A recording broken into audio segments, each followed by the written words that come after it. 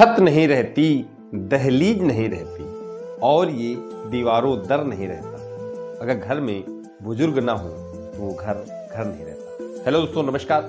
स्वागत है आपका अपने YouTube चैनल अरविंद गुरुजी एजुकेशन में। अशोक जी रिटायरमेंट के बाद अपनी पत्नी के साथ खुशी खुशी अपना जीवन जी रहे थे। उनके 3 पुत्र थे जो अलग अलग शहरों में अपने परिवारों के साथ रहते थे।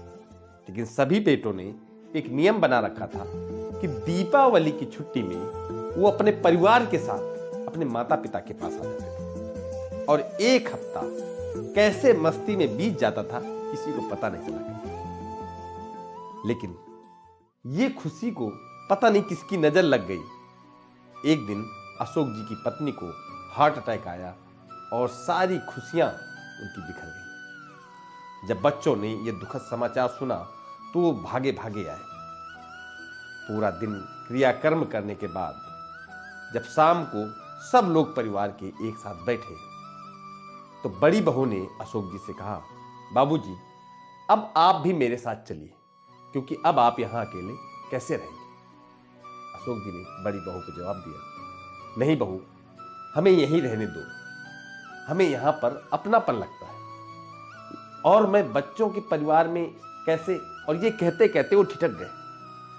तो उनके बड़े पोते ने कुछ कहना चाहा तो अशोक जी ने उसको हाथ के इशारे से रोक दिया और उन्होंने कहा, तुम सब की मां अब हमें सबको छोड़ के जा चुकी है, लेकिन उनकी कुछ चीजें हैं जिनका अब मैं देखभाल नहीं कर पाऊंगा, वो मैं तुम लोगों में दे देना चाहता हूं। और ये कहते हुए वो अलमारी से एक मखमल का थैला निकाल के लाए जिसमें एक चांदी की श्रृंगारदानी और एक सोने के पट्टे वाली रिस्ट वॉच थी। श्रृंगारदानी को देखते ही सबसे छोटा वाला बेटा बोला, यह श्रृंगारदान तो अम्मा सरिता को देना चाहती थी।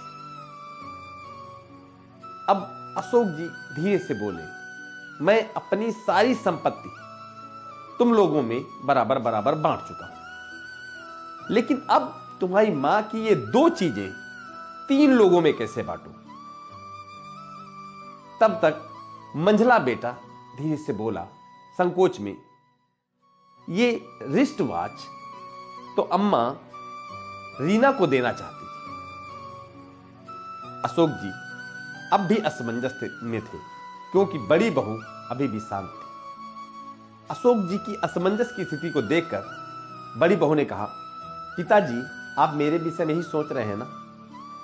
अशोक जी ने कहा, हां बहू, मैं ये सोच रहा हूं कि अब तुम्हें मैं क्या दूं। बड़ी बहू ने कहा, पिताजी आप बिल्कुल निश्चिंत रहिए, एक बहुत कीमती चीज अभी मेरी जानकारी में है। अब बाकी बहुओं को लगा कि अरे अभी एक तीसरा पिटारा भी है, पता नहीं इसमें क्या रह गया अभी जो हम लोगों ने ये सारी चीजें ले ली सस्ती वाली। तब बड़ी बहू ने कहा, पिछली बार माता जी ने मुझसे कहा था कि अगर मुझे कुछ हो जाए तो बाबूजी की जिम्मेदारी तुम्हारी। तो अब आप माता जी की अंतिम इच्छा की पालन करते हुए अब मेरे साथ चलिए। सब लोग ये सुनकर बिल्कुल आश्चर्यचकित हो गए कि क्या कोई ऐसा भी है जो भौतिक वस्तुओं से बढ़कर आपसी रिश्तों को वैल्यू देता है। यही सच भी तो है दोस्तों। हम आपकी जिंदगी में भौतिक वस्तु से कहीं ज्यादा बढ़कर कीमती हमारे परिजनों के साथ रिश्ते हैं। अगर ये कहानी आपको अच्छी लगे तो अपने दोस्तों के साथ शेयर जरूर करिए। नमस्कार।